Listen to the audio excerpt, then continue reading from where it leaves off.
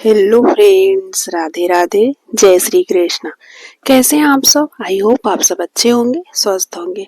तो आज इस वीडियो में मैं आप सबको बताने वाली हूँ कि बैसाख मास शुक्ल पक्ष में मोहिनी एकादशी कब है। अधिक जानकारी के लिए अंत तक बने रहिए। एकादशी एक दिन का व्रत नहीं होता, अपितु वह त्रिदिवसीय व्रत की श्रेणी में आता है। इस एकादशी का प्रारंभ दसवीं तिथि से ही हो जाता है। दसवीं तिथि का मतलब होता है एकादशी के एक दिन पहले का दिन। दसवीं तिथि के दिन हमें पृथ्वी पर शयन करना चाहिए। दसवीं तिथि के दिन हमें मांस, मदिरा, लहसुन, प्याज का सेवन नहीं करना चाहिए। दसवीं तिथि के दिन आप सुबह चावल खा सकते हैं, लेकिन आपको शाम को चावल नहीं खाना है। और दसवीं तिथि के दिन आपको संध्या यानी सूर्यास्त के बाद भोजन नहीं करना है।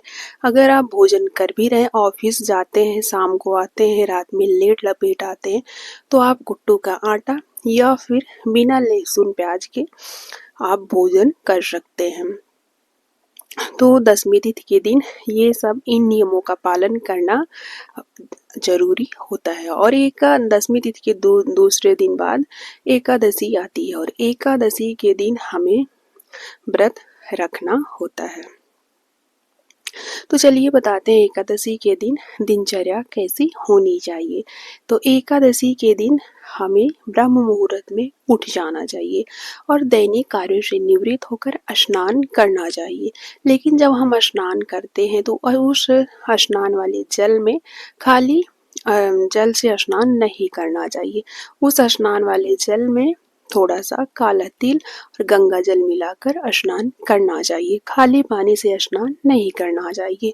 और आप चाहें तो आंवले का रस, नींबू का रस, कच्चा दूध मिलाकर स्नान करें, लेकिन खाली जल से स्नान नहीं करना है।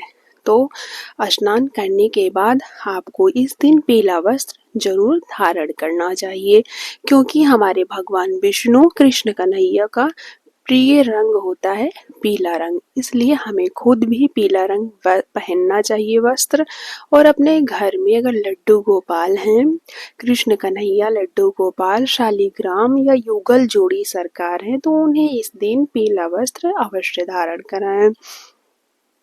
इसके बाद हम नहाने के बाद, स्नान करने के बाद हम मंदिर में आते हैं।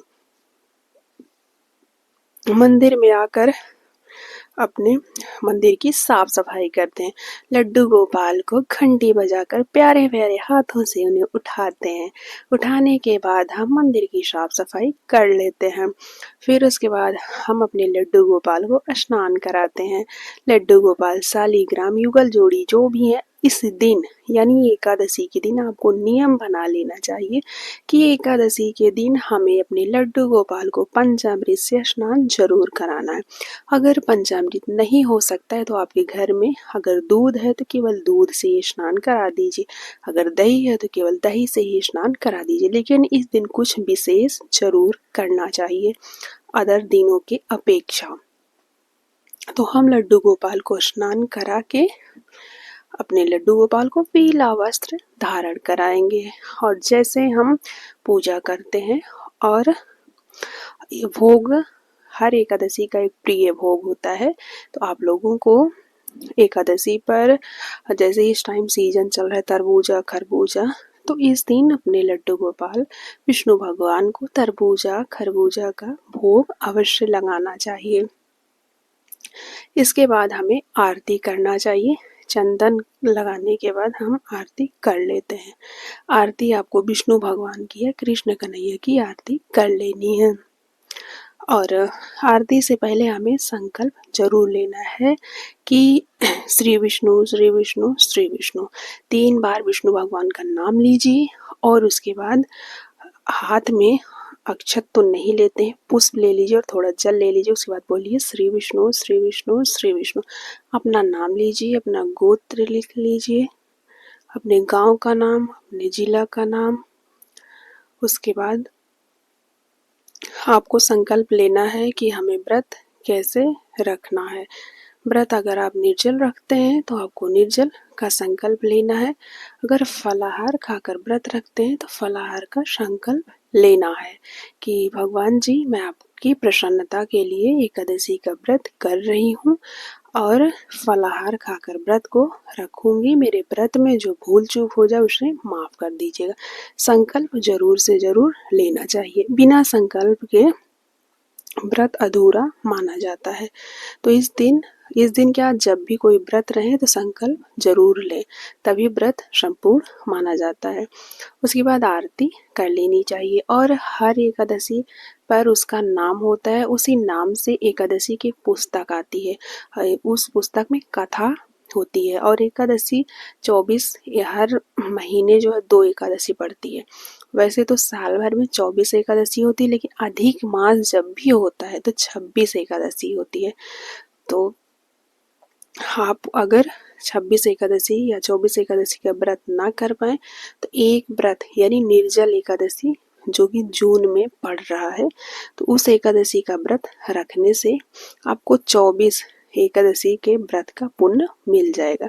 और अगर आप व्रत उठाना चाहते हैं तो आप उत्पन्ना एकादशी, देवशयनी एकादशी जिसे देव उठनी एकादशी बोलते हैं, या फिर निर्जल एकादशी से आप एकादशी का व्रत उठा सकते हैं। तो उसके बाद आपको ये है मोहिनी एकादशी। समस्त प्रकार के मोह का नाश होता है। जो व्यक्ति इस व्रत को रखते हैं, पूरी श्रद्धा भाव से इस व्रत को रखते हैं, पूजा पाठ करते हैं, उन्हें इस सांसारिक मोह से छुटकारा मिलता है। तो इसके बाद हम लड्डू गोपाल की पूजा कर लेंगे अपने मंदिर में। फिर उसके बाद हम जाएंगे तुलसी माता। और हाँ, लड्डू गोपाल का को बिना तुलसी के पत्र का भोजन मतलब भोग स्वीकार नहीं करते हैं। तो आपको एकादशी के दिन तुलसी के पत्ते को नहीं तोड़ना है। एक तुलसी के पत्ते को एक दिन पहले ही तोड़ लेना है, क्योंकि एकादशी के दिन तुलसी माता निर्जल एकादशी का व्रत रखती हैं। तो इस दिन आपको ये तुलसी का पत्ता तोड़ना ही नहीं है और जल भी नहीं डालना है। तो लेकिन धूप दीप से विशेष पूजा अर्चना करनी चाहिए हमें तुलसी माता की। और हो सके तो इस दिन आपको परिक्रमा जरूर करना चाहिए। कम से कम 4 परिक्रमा करें और ज़्यादा से ज़्यादा जितनी परिक्रमा हो सके 21, 51, 11, 101 जितनी परिक्रमा हो सके उतनी ज़्यादा से ज़्यादा परिक्रमा करें। और इस दिन एकादशी के दिन व्रत के दिन आपको दिन में सोना नहीं चाहिए। और अगर आप दिन में सोना भी चाह रहे हो, ज़्यादा काम कर लिए हैं, तो अपने आंचल के पल्लू में एक तुलसी के पत्ते को बांध कर सो जाइए। अगर सोना बहुत ज़्यादा थक गए हैं, नेसेसरी है सोना, तबीयत सही नहीं है या फिर वर्क ज़्यादा है, तो आप अपने आंचल में तुलसी का पत्ता बांध कर सो जाइए। और जहाँ तक कोशिश करिए कि एकादशी के दिन में सोना नहीं चाहिए। एकादशी हो या कोई भी व्रत हो, दिन में सोना नहीं चाहिए। इससे आपके पुण्य क्षीण हो जाते हैं।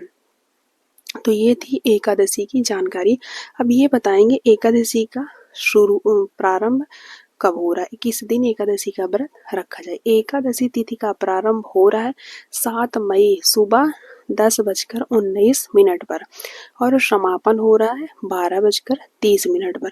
तो ऐसे में उदय तिथि के अनुसार 8 मई को एकादशी का व्रत 2025 में रखा जाएगा। खाटू श्याम की बात करें या वृंदावन में बांके बिहारी की बात करें, कहीं भी पूरे भारतवर्ष में एकादशी जो है 8 मई 2025 को ही मनाया जाएगा, जिसका नाम है मोहिनी एकादशी। मोहिनी एकादशी के नाम से विख्यात है। तो इस दिन जो लोग व्रत करते हैं एकादशी तिथि का, उनके समस्त प्रकार के मोह का नाश हो जाता है। मोहिनी एकादशी का बहुत ही महत्व है। बैसाख महीना का बहुत ही विशेष महत्व होता है और बैसाख में पड़ने वाली जो एकादशी है उसका तो बहुत ही ज़्यादा महत्व होता है। इसलिए आप लोग एकादशी का व्रत अवश्य ही अवश्य रखिएगा और जितना ज़्यादा से ज़्यादा भगवान का नाम जप कर सके, ज़्यादा से ज़्यादा भगवान का नाम का जप करते रहिएगा। राधा कृष्ण या फिर ओम नमो भगवते वासुदेवाय नमः, या फिर ओम कृष्णाय वासुदेवाय हरे परमात्मने प्रणतः क्लेश नाशाय गोविंदाय नमो नमः के मंत्रों का उच्चारण करते रहना चाहिए। अगर टाइम हो तो श्रीमद् भागवत गीता का पाठ इस दिन अवश्य करना चाहिए और विष्णु सहस्त्र नाम का पाठ जरूर करना चाहिए। और नहीं पाठ आता है तो आपको मोबाइल में लगाकर विष्णु सहस्त्र नाम को जरूर से जरूर इस दिन सुनना चाहिए। इस दिन आपको जितना ज़्यादा से ज़्यादा भगवान के नाम का जप करेंगे उतना ही ज़्यादा आपको पुण्य का फल मिलेगा। एकादशी के दिन चावल खाने की मनाही होती है। कहा जाता है कि जो एकादशी के दिन जितने भी पाप होते हैं चावल में समाहित हो जाते हैं। और दूसरे दिन आती है द्वादशी। द्वादशी के दिन आपको मुहूर्त के अंदर ही पारण करना होता है।